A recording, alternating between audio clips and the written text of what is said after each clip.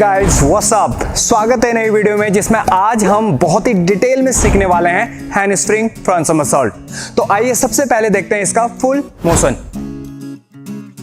बहुत सारे लोगों को सिखाने के बाद उनका और जो मेरा खुद का एक्सपीरियंस है वो मैं इस वीडियो में बहुत ही डिटेल में शेयर करने वाला हूं, जिससे आपको बहुत इजी हो जाएगा इस कॉम्बो को जल्दी से सीखने में।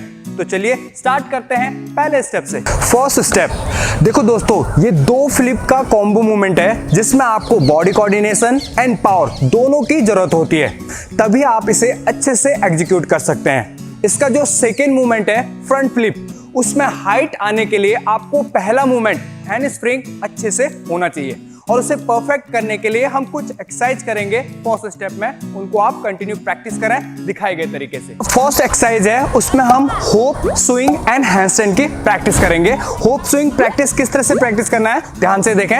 रेडी?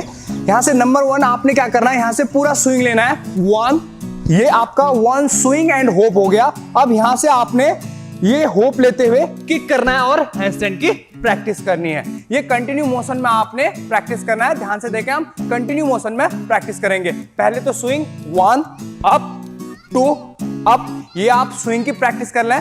उसके बाद आपने क्या करना है, इसी में ऐड करना है हैंडस्टैंड 1 अप। ओके, यहीं से क्या करेंगे 1 अप।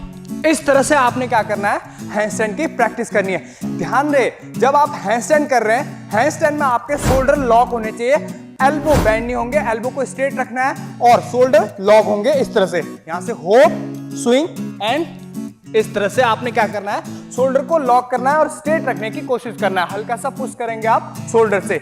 ध्यान देगा, जब आप हैंडस्टैंड करते हैं तो आपका जो पुशिंग मूवमेंट होता है उसमें शोल्डर से, ना कि एल्बो से, इसलिए एल्बो को स्ट्रेट रखना है और शोल्डर से क्या करना है, पुश करना है शोल्डर से।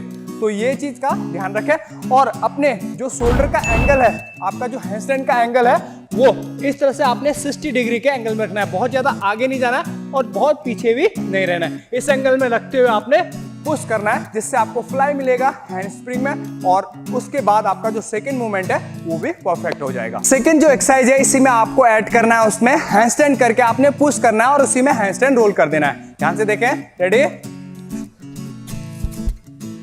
इस तरह से आप, अगर आपकी बॉडी आगे की तरफ चली जाती है तो आपने रोल कर देना है। आपने यहां पर एक चीज का ध्यान रखना है, हैंडस्प्रिंग पुश के दौरान अपने एल्बो को स्ट्रेट रखना है। जितना स्ट्रेट आप एल्बो को रखेंगे उतना अच्छा आप शोल्डर से पुश कर पाएंगे और जितना अच्छा शोल्डर से पुश होगा गाइस, उतना अच्छा आपका हैंडस्प्रिंग आएगा। बढ़ते हैं सेकंड स्टेप में। गाइस, सेकंड स्टेप में अब आपको एक परफेक्ट एंड पावरफुल हैंडस्प्रिंग प्रैक्टिस करना है। एक पावरफुल हैंडस्प्रिंग के लिए आपका shoulder pushing movement, arc position और लेग किकिंग परफेक्ट होना चाहिए, तभी जाके आप एक परफेक्ट और पावरफुल हैंडस्प्रिंग कर सकते हैं। इसके लिए हम प्रैक्टिस करेंगे कुछ एक्सरसाइज जिससे आपका हैंडस्प्रिंग परफेक्ट होगा। फर्स्ट जो एक्सरसाइज है वो है लेग किकिंग। आप इसको वॉल के साथ भी कर सकते हैं, हम अभी चेयर के साथ करेंगे। तो ध्यान से देखिए, यहाँ पर 1 स्टेप होप लेना है और पूरा स्विंग के साथ आपने जो स्विंग है, लेग का स्विंग है, पूरा ऊपर की तरफ लेके जाना है और थोड़ा सा आर्क भी बनाना है बैक का। ध्यान से देखिए। रेडी? यहां से ये हो गया आपका स्विंग के साथ और होप के साथ। आप इसे कंटिन्यू भी प्रैक्टिस कर सकते हैं इस तरह से पूरा स्विंग के साथ। ध्यान रहेगा, आपका जितना अच्छा स्विंग होगा, जितना स्पीड से आपका स्विंग होगा, उतना अच्छा आपका और उतना पावरफुल आपका हैंडस्प्रिंग आएगा। तो इस एक्सरसाइज को कंटिन्यू प्रैक्टिस करें। इसके साथ साथ जो सेकंड एक्सरसाइज है वो है आर्क पोजीशन। आपका जो बैक आर्क है, जितना अच्छा होगा उतना अच्छा आपका हैंडस्प्रिंग आएगा। इन दोनों एक्सरसाइज के साथ साथ आपने हैंडस्प्रिंग भी प्रैक्टिस करना है। ध्यान से देखें, हल्का सा रनिंग ले लें और उसके बाद आपने होप बनाना है, एक इस तरह से हैंडस्प्रिंग करने की कोशिश करना है। ध्यान रहेगा, जब आप हाथ से पुश करने के बाद हैंडस्प्रिंग पैरों में लैंड करेंगे तो उस समय आपने टो में लैंड करना है और टो में लैंड करने के बाद एक जंप आगे की तरफ लेना है। किस तरह से, ध्यान से देखें एक बार। इस तरह से आपने क्या करना है, दोनों पैर में लैंड करने के बाद एक जंप लेना है आगे की तरफ। ये कंटिन्यू प्रैक्टिस करें और जितना पावरफुल आप इसे प्रैक्टिस कर सकते हैं उतना पावर से प्रैक्टिस करें। एक बार ध्यान से देख लें दोबारा से। इस तरह से आपने क्या करना है, दोनों पैर में लैंड करते हुए, दोनों टो में लैंड करते हुए आगे की तरफ जंप करना है। इससे आपका आगे का जो मूवमेंट है फ्रंट के लिए, उसके लिए कोऑर्डिनेशन इंप्रूव होगा। तो तब तक इसे कंटिन्यू प्रैक्टिस करते रहे। बढ़ते हैं थर्ड स्टेप में। थर्ड स्टेप में अब गाइज आपने हैंडस्प्रिंग के बाद फ्रंट फ्लिप की प्रैक्टिस करनी है। वो कैसे करनी है, ध्यान से देखें। ये गाइज मैं आपको एक एक पॉइंट क्लियर करा रहा हूं, तो जैसे बता रहा हूं वैसे आप प्रैक्टिस करते जाएं। तो अब आपने हैंड स्प्रिंग के बाद आपका जो फॉरवर्ड रोल मूवमेंट है, यानी जो फ्रंट फ्लिप वाला मूवमेंट है, उसको कैसे प्रैक्टिस करना है ध्यान से देखें। आपने यहां पर hand spring, jump and forward roll practice करना है। पहले स्टार्टिंग में यहां से पूरा हैंड स्प्रिंग और जंप, उसके बाद यहीं से आपने फॉरवर्ड रोल की प्रैक्टिस करनी है। इस तरह से आप इसे कंटिन्यू प्रैक्टिस करें। दोबारा से देख लें एक बार। यहां से हैंड स्प्रिंग का जो लैंडिंग है उसी में जंप करना है, जंप होने के बाद फॉरवर्ड रोल की प्रैक्टिस करनी है। इस तरह से आपने हैंड स्प्रिंग के बाद फॉरवर्ड रोल को कंटिन्यू प्रैक्टिस करना है। स्टार्टिंग में हैंड स्प्रिंग के बाद रुक जाएं थोड़ा सा, उसके बाद फॉरवर्ड रोल मूवमेंट करें। धीरे धीरे क्या करना है, इसको कंटिन्यू मोशन में प्रैक्टिस करना है। तो गाइस इस तरह से आपने क्या करना है, हैंड स्प्रिंग पुश के बाद हल्का सा जंप करना है और फॉरवर्ड रोल का मूवमेंट करना है। धीरे धीरे आप इसको डाइव रोल में कन्वर्ट करेंगे, यानी एक्स्ट्रा जंप को इंक्रीज करेंगे। उसके लिए हम डाइव रोल प्रैक्टिस करेंगे। डाइव रोल को भी किस तरह से प्रैक्टिस करना है एक बार ध्यान से देख लें। यहां से आप पहले स्टार्टिंग में हैंड स्प्रिंग कर लें, हैंड स्प्रिंग के बाद का जो जंप है वो भी कर लें और उसके बाद आपने डाइव रोल को प्रैक्टिस करना है। डाइव रोल गाइस बेसिकली हम हाइट को इंक्रीज करने के लिए प्रैक्टिस करते हैं। तो किस तरह से प्रैक्टिस करना है ध्यान से देखें। पहले नॉर्मल हैंड स्प्रिंग। तो गाइस इस तरह से आपने क्या करना है, हैंड स्प्रिंग के बाद जंप करना है। जंप को होल्ड करने के बाद आपने डाइव रोल को प्रैक्टिस करना है। ध्यान से देखें एक बार। इधर आपकी लैंडिंग आ गई, यहां से लैंडिंग आने के बाद आपने रोल को प्रैक्टिस करना है। जितना अच्छा आपका डाइव रोल और जितना हाइट से आप डाइव रोल करेंगे उतनी अच्छी आपकी हाइट आएगी फ्रंट फ्लिप में। अब इसी मूवमेंट को जो अभी हम रुक रुक के कर रहे थे गाइस, उसी को आप कंटिन्यू मोशन में लाना है। आपने कंटिन्यू मोशन में किस तरह से लाना है ध्यान से देखें। पहले कुछ दिन प्रैक्टिस कर लें रुक रुक के, उसके बाद कंटिन्यू मोशन में लाने की कोशिश करें। ध्यान से देखें। रेडी।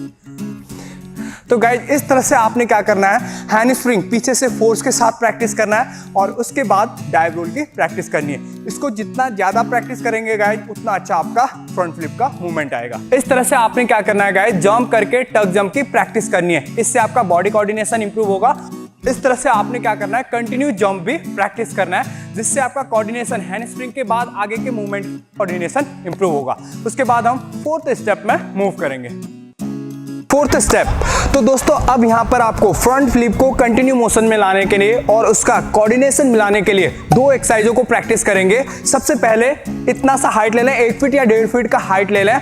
उससे आपने जंप करना है नीचे ग्राउंड में और उसी कंटिन्यू मोशन में, जो जंप का कंटिन्यू मोशन है उसमें आपने एक तो टप जंप करना है और डाइव रोल की प्रैक्टिस करनी है। इससे आपका फ्रंट फ्लिप में कोऑर्डिनेशन इंप्रूव होगा कंटिन्यू मोशन में। तो ध्यान से देखें, हल्का सा जंप करना है और टक जंप, और यहीं से आपने क्या करना है, डाइव रोल कंटिन्यू मारना है। इस तरह से एक बार कंटिन्यू मोशन में देख लें, टक जंप एंड इस तरह से आपने इस एक्सरसाइज को कंटिन्यू प्रैक्टिस करना है। और सेम यहीं से अब आपने क्या करना है, जंप करते ही डाइव रोल की प्रैक्टिस करनी है कंटिन्यू मोशन में। ध्यान से देखें, जंप। इस तरह से आपने हाइट से आगे जंप करते हुए एक तो टक जंप एंड कंटिन्यू मोशन में डाइव रोल की प्रैक्टिस करनी है। सेकेंड एक्सरसाइज है। सेकेंड एक्सरसाइज अभी 1 step jump and front flip करना है फ्रॉम हाइट।